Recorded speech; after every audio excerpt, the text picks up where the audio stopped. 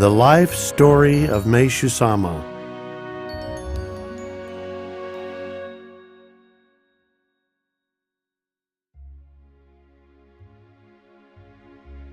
Meishusama created a garden at his home where he and his family, including 6 children, lived. He allowed no chemicals, fertilizers or pesticides to touch the soil or crops. He covered the ground with only leaves and grasses to keep the soil moist, loose and warm. Then he lavished the garden with the farmer's most wonderful ingredient, love and respect for the plants and the soil that nurtures them. To everyone's surprise, the yields were abundant, and other farmers whom he'd shared his new way of farming with also had great success. He called this new approach to farming natural agriculture, which was to become part of his core teachings.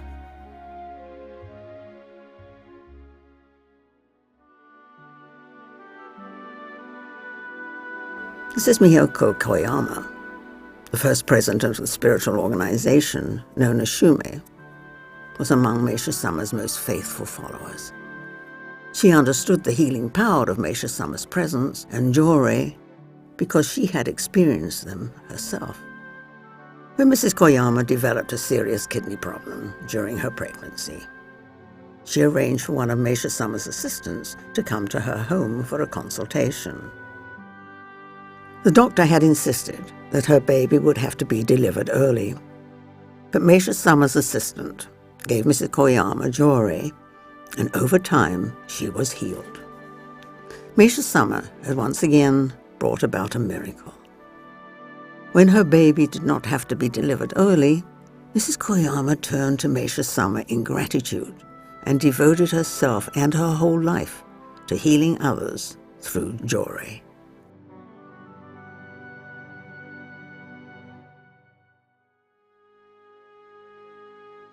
Strange and wonderful things often happened around Meishusama.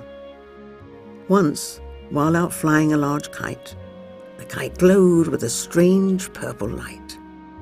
Called away, Meishusama handed the string of the kite to the person standing beside him. The beautiful, brilliant purple light immediately disappeared.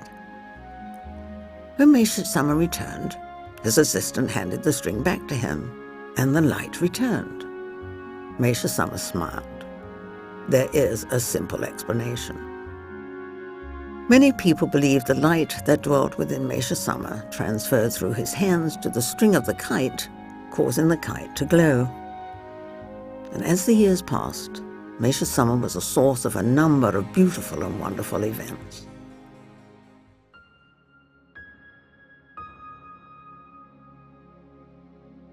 While the construction work was underway, 3 of Meishusama's assistants were working inside. While cleaning, 2 assistants accidentally broke a lampshade. The workers panicked. They were very sorry and rushed out to buy an identical lampshade, hoping no one would notice their mistake. Unfortunately, mistakes are not so easily hidden. Meishusama entered the room and noticed the atmosphere of the room felt lacking in something. Then it came to him. He realized Makoto had fled from this room. Makoto is a word that means, among other things, sincerity, honesty, and to keep one's promises. It is the best way to create harmony with all those around you. But where was Makoto in this room? At another time, another assistant broke a vase, but she immediately went to Meishusama to tell him what she had done and apologized.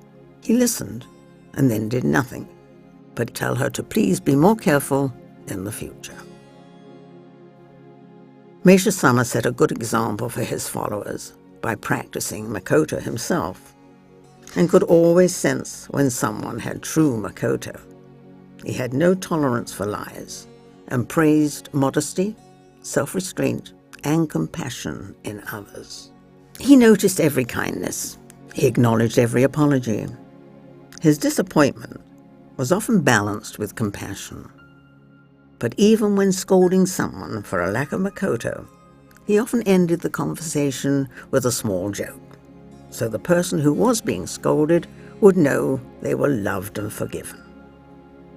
He practiced the difficult art of forgiveness, which taught us that holding a grudge shows a lack of Makoto, because it shows a lack of compassion and kindness. He never bullied anyone, for bullying is the most extreme example of a lack of Makoto.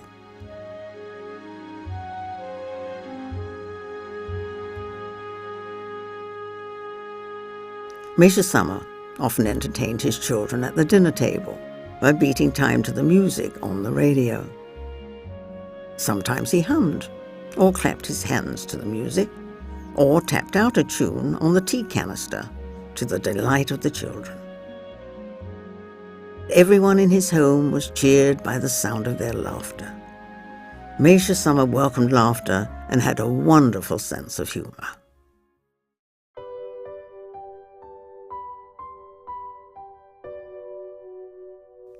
"5 days after the spring ceremony was a joyful day at Meishusama's home.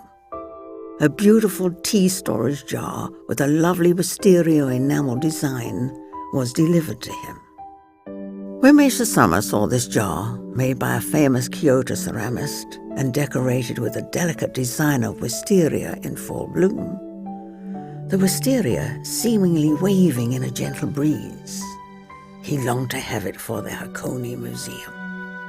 That night, Meishusama slept tranquilly with the jar nestled close to his pillow.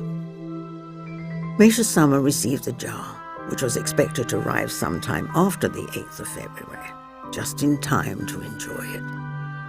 It seemed to bring great pleasure and peacefulness to his heart. On the afternoon of the 9th of February, Meishusama's condition worsened, and he fell into a coma.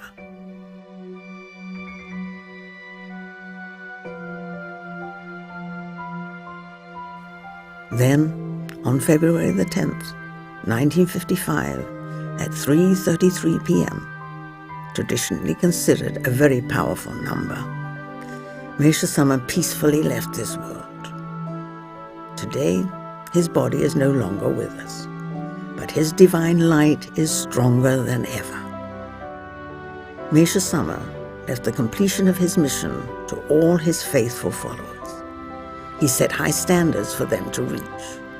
And many believe that the benevolent spirit of Meishusama is still with us and guides us. Meishusama often asked us to share his teachings with others. He knew these teachings would spread his dream of peace and tolerance to people all over the world. Shumei members believe there will never be an end to this story. There will always be people throughout the world working towards accomplishing Meishusama's dream of helping the world become a paradise on earth.